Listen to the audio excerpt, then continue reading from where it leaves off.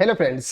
जब आप income tax return file करते हैं उस समय हमें कुछ डॉक्यूमेंट्स देखने की नीड होती है। वो है 26AS, फॉर्म 16 और एक है AIS रिपोर्ट यानी कि एनुअल इनकम स्टेटमेंट।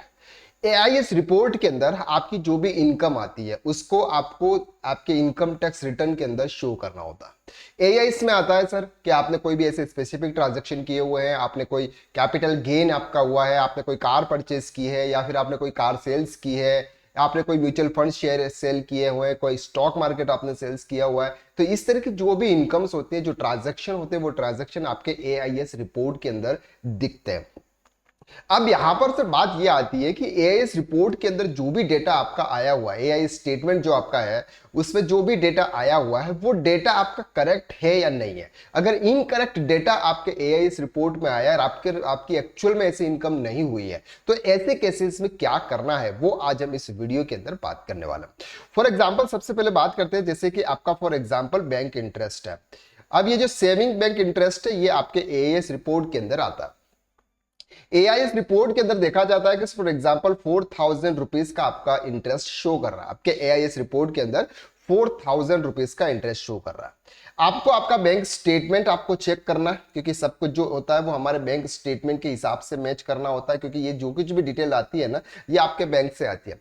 तो यहां पर ये जो डेटा है ये कहां से आया? बैंक से आया। लेकिन बैंक में एक्चुअली कितना है? फॉर एग्जाम्पल 7000 रुपीज आपका इंटरेस्ट के रूप में आपने रिसीव किया हुआ, लेकिन आपके एआईएस में कितना दिख रहा है सर? 4000 रुपीज दिख रहा है। तो आपको कौन सी इनकम शो करनी है? क्या एक्चुअल इनकम जो आपने अर्न की है वो आपको शो करनी है या फिर आपको आपके एआईएस रिपोर्ट के अंदर जो शो कर रही है वो करनी है?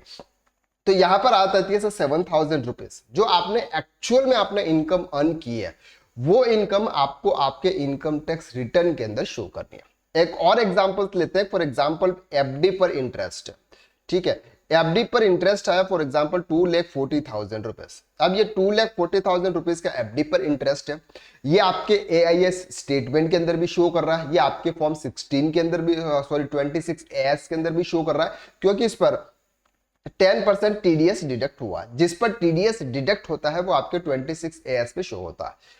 लेकिन अगर उसको आप बैंक स्टेटमेंट में चेक करेंगे तो बैंक स्टेटमेंट में तो सर इसका पैसा आया ही नहीं है, क्योंकि एफडी फॉर एग्जांपल 5 साल की है, तो मैच्योरिटी के टाइम पर सर ये आपका अमाउंट आपके अकाउंट्स में क्रेडिट होता है।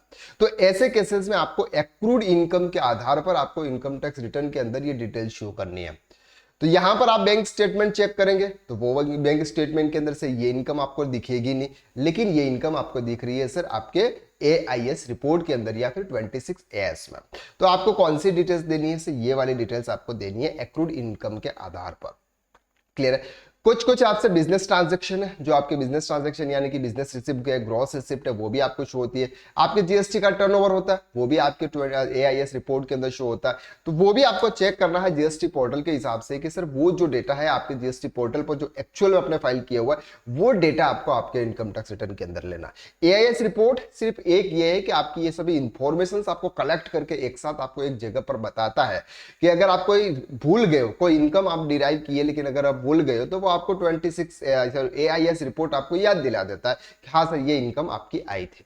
तो आपको ये ध्यान रखना है जब भी आप इनकम टैक्स रिटर्न फाइल करें एआईएस रिपोर्ट को आप जरूर चेक करें, लेकिन उसके अंदर जो इनकम आपको शो हो रही है वो इनकम करेक्ट है या नहीं है ये जरूरी नहीं है। इनकरेक्ट भी हो सकते हैं, आपको आपके रिटर्न के अंदर करेक्ट फिगर आपको वहां पर पुट आउट करना है।